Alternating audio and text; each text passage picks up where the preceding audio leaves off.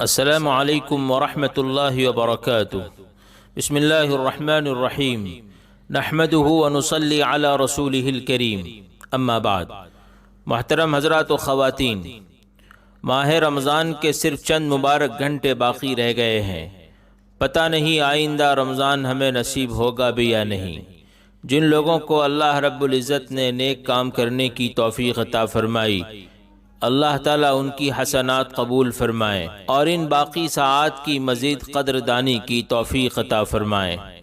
ہاں، مگر امت کا ایک بڑا طبقہ وہ بھی ہوگا کہ رمضان کے اتنے ایام گزر جانے کے بعد بھی انہیں اللہ رب العزت کی بارگاہ میں حاضر ہو کر اپنے گناہوں کو معاف کرانے کی توفیق نہیں ہوئی ہوگی۔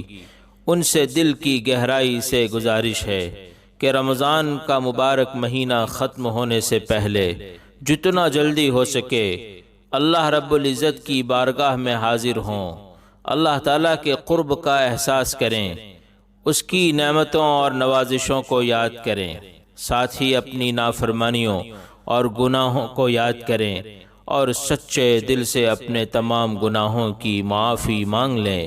ہماری آنکھ سے اشک ندامت کے 2 قطرے باہر آئیں گے اور وہاں اللہ رب العزت کی رحمت کا سمندر جوش میں آ جائے گا اور دل کی تمام آلودگیوں کو پل میں صاف کر دے گا، نامہ اعمال کے سارے گناہ دھو دے گا اور مزید کرم یہ کرے گا کہ گناہوں کی جگہ نیکیاں عطا فرمائے گا۔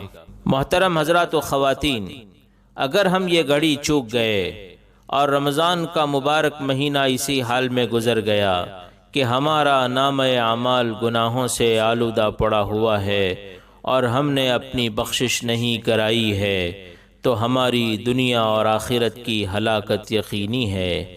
اس لیے کہ فرشتوں کے سردار حضرت جبرائیل علیہ السلام نے ایسے شخص کی بربادی کی دعا مانگی ہے اور نبیوں کے سردار حضور اکرم صلی اللہ علیہ وسلم نے اس پر آمین کہہ کر اسے اور یقینی بنا دیا ہے۔ اللہ رب العزت اس ماہ مبارک کی ان آخری گھڑیوں کی قدردانی کی ہمیں توفیق عطا فرمائیں۔ السلام علیکم ورحمۃ اللہ وبرکاتہ۔